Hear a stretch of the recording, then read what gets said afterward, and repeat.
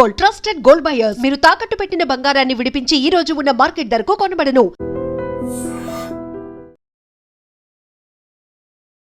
నమస్తే, welcome to I dream talking point with Kavitha.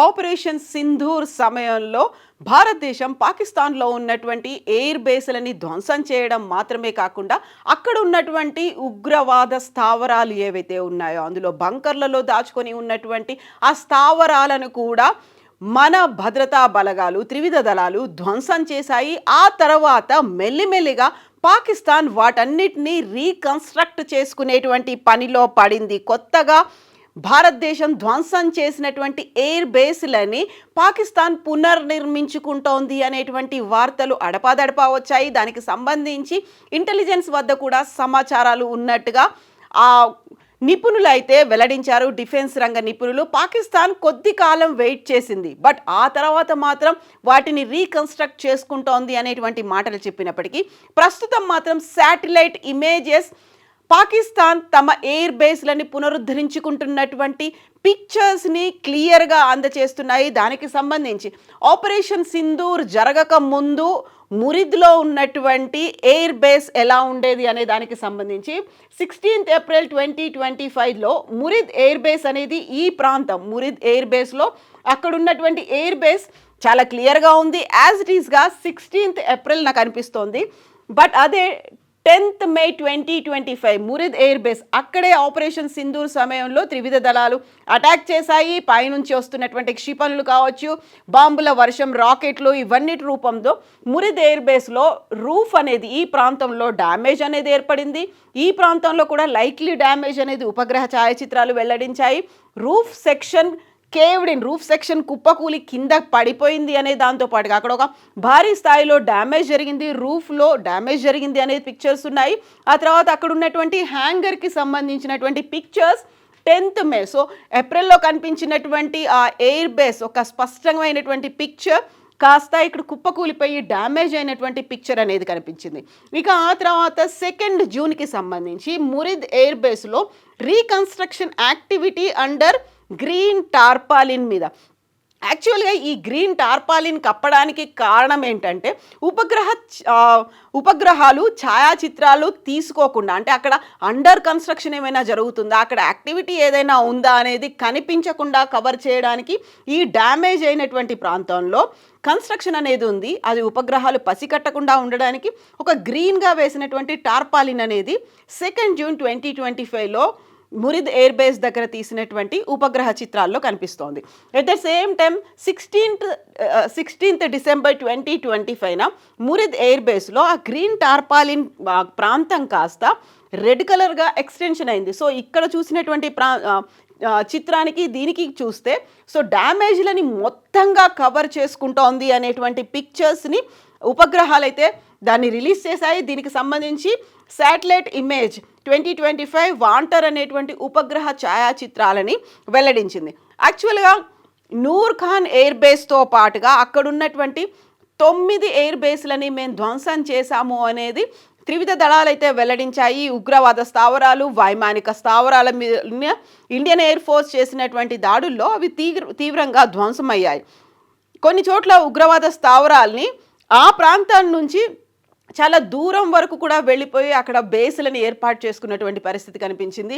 So 72 ఉగ్రవాద స్థావరాలు, అందులో 12 బార్డర్ వెంట ఏర్పాటు చేసుకుంటే 60 చాలా దూరమైన ప్రాంతాల్లో వెళ్ళి టెర్రర్ స్థావరాలని కూడా, ఉగ్ర స్థావరాలని ఏర్పాటు చేసుకున్నట్టుగా కూడా మన ఇంటెలిజెన్స్ దగ్గర సమాచారం అయితే ఉంది. సో ఒక పక్కన టెర్రర్ స్థావరాలని, ఉగ్ర స్థావరాలని మళ్ళీ రీకన్స్ట్రక్ట్ చేసుకుంటున్నారు. దాంతోపాటుగా ఎయిర్ బేస్లను కూడా రీకన్స్ట్రక్ట్ చేసుకుంటున్నారు. శిథిలాలని తొలగించి అదే ప్రాంతంలో సరికొత్తమైనటువంటి నిర్మాణాలను చేపడుతున్నారు. సో ఎక్కడ ఈ చుట్టుపక్కల ఉన్నటువంటి ప్రాంతంలో ఆ ప్రాంతాన్ని వదిలి ఇంకో ప్రాంతం దగ్గరికి వెళ్ళి ఎయిర్ బేస్లను నిర్మించుకోవట్లేదు. ఎక్కడైతే ధ్వంసం అయిపోయాయో, ఎక్కడైతే డ్యామేజ్ జరిగిందో వాటిని మళ్ళీ రీకన్స్ట్రక్ట్ చేసుకుంటున్నారు. అది ఉపగ్రహ ఛాయాచిత్రాలకి దొరకకుండా ఉండడానికి టార్పాలిన్లు కూడా కప్పి ఉంచినటువంటి సిచ్యువేషన్ని వాంటర్ ఉపగ్రహ చిత్రాలు అయితే బయటపెట్టాయి. వీటికి సంబంధించి పాక్ ఎయిర్ బేసుల్లో పునర్నిర్మాణం అనేది రావల్పిండిలోని నూర్ ఖాన్ ఎయిర్ బేస్లో కమాండ్ అండ్ కంట్రోల్ సెంటర్లో దెబ్బతిన్నది. అది చదును చేయబడినటువంటి ప్రాంతం అనేది కనిపిస్తుంది. అక్కడ కూడా మళ్ళీ శిథిలాలు ఏవైతే ఉన్నాయో వాటిని తొలగించి మళ్ళీ రీకన్స్ట్రక్ట్ చేయడానికి అక్కడ బేస్ని రెడీ చేసినట్టుగా ఉపగ్రహ ఛాయాచిత్రాలు వెల్లడిస్తున్నాయి. ఆ తర్వాత సరికొత్త 2 నిర్మాణాలు నూర్ ఖాన్ ఎయిర్ బేస్ దగ్గర కనిపిస్తున్నాయి. ఎట్ ద సేమ్ టైం ఆ రోజు సాయంత్రం కాల్పుల విరమణ కోసం అక్కడున్నటువంటి సైన్యాధికారులు మనకి కాల్ చేయడానికి ముందు, అంటే 88 గంటల పాటు కొనసాగినటువంటి ఆ చిన్న యుద్ధం కొనసాగడానికి ముందు కూడా ఈ ప్రాంతం నుంచే యాక్టివిటీ అనేది జరిగింది. ఆ ప్రాంతాన్ని కూడా ధ్వంసం చేశారు, దాన్ని పునర్నిర్మించుకుంటున్నారు. దీంతో పాటుగా నూర్ ఖాన్ ఎయిర్ బేస్, సుక్కూర్, మురిద్ ఇలాంటి ఎయిర్ బేస్లన్నింటినీ మళ్ళీ పునర్నిర్మించుకుంటోంది. ఆపరేషన్ సింధూర్లో భాగంగా మే 10న జరిగినటువంటి ఈ అటాక్ల మీద పాక్ గడ్డపై ఇండియన్ ఎయిర్ ఫోర్స్ చేసినటువంటి ఈ దాడులలో మానవరహిత వైమానిక దాడులు కూడా జరిగాయి. అందులో ఈ హ్యాంగర్లో, ఇక్కడ కనిపిస్తున్నటువంటి హ్యాంగర్ మానవరహితంగా ఉండేటువంటి వాటిని ప్రయోగించేటువంటి హ్యాంగర్, ఆ హ్యాంగర్ కూడా ధ్వంసమైంది.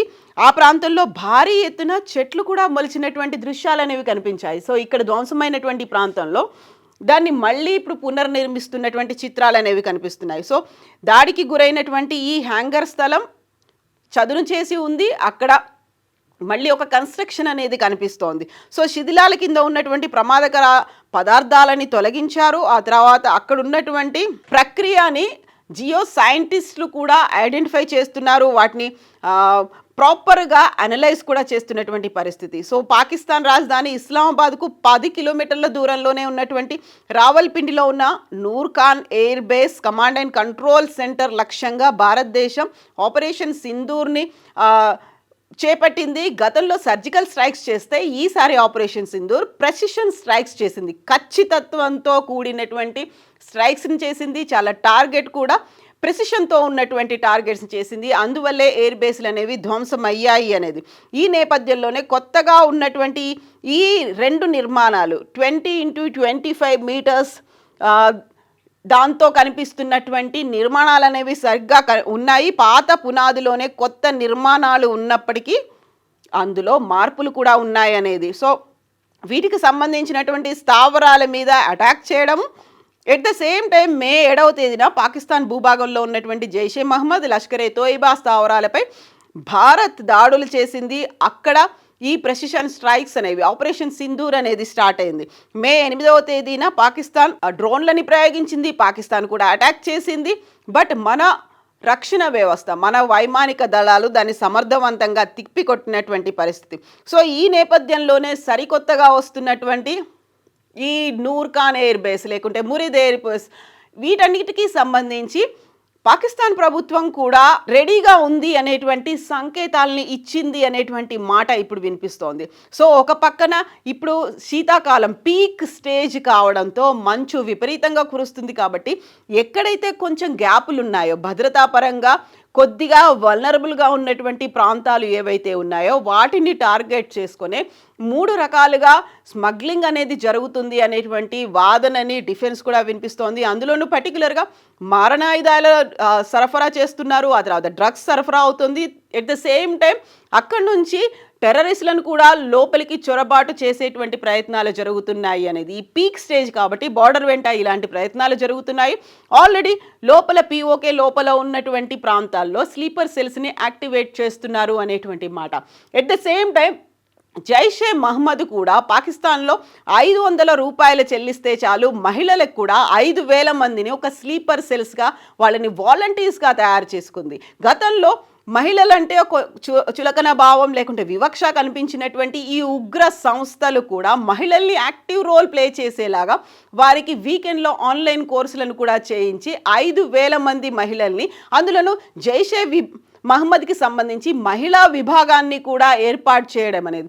సో చాలా యాక్టివ్గా యాక్టివిటీస్ని పెంచుకుంటున్నారు, స్లీపర్ సెల్స్ని యాక్టివేట్ చేస్తున్నారు, స్మగ్లింగ్ అనేది అవుతోంది. ఎట్ ద సేమ్ టైం మహిళా విభాగాలు అండ్ ఎయిర్ బేస్లను కూడా పునర్నిర్మించుకుంటున్నారు. అంటే పాకిస్తాన్ చాలా ఈగర్గానే వెయిట్ చేస్తోంది అటాక్ చేయడానికి. అందులో భాగంగానే ఇప్పుడు జరుగుతున్నటువంటి ఈ డెవలప్మెంట్స్, లేటెస్ట్ డెవలప్మెంట్స్ అనేది ఖచ్చితంగా ఈ వింటర్ సీజనే చాలా మంచి ఫ్లెక్సిబుల్ టైంగా పాకిస్తాన్ భావిస్తోంది. ఒక పక్కన ఆర్మీని, ఇంకొక పక్కన ఈ ఉగ్ర మూకలు కూడా ఈ వింటర్ సీజనే అనువైనటువంటి సమయంగా భావిస్తున్నాయి అనేది డిఫెన్స్ రంగ నిపుణులు చెప్తున్నటువంటి మాట. And for more videos, Please subscribe to iDream. Please subscribe to iDream. Please subscribe iDream. And please subscribe to iDream. For more videos, subscribe to iDream. please like, share and subscribe to the channel. Congratulations, iDream. subscribe to iDream. Subscribe to iDream. So subscribe to iDream Media. iDream ki iDream team andarki huge congratulations. Please subscribe iDream Media. Please subscribe to iDream. Subscribe iDream. Please subscribe to iDream. iDream అంటే నా కళల ఛానల్ను subscribe చేసుకున్న నోరు తిరుగుతలేదు, మీరైతే గంట గుర్తు కొట్టండి. For more such videos, please subscribe to iDream. Subscribe to iDream. Please subscribe to iDream. Please subscribe iDream Media. Please do subscribe to iDream. Please subscribe to iDream Media. For best entertainment and information, please subscribe iDream. And don't forget to subscribe to iDream.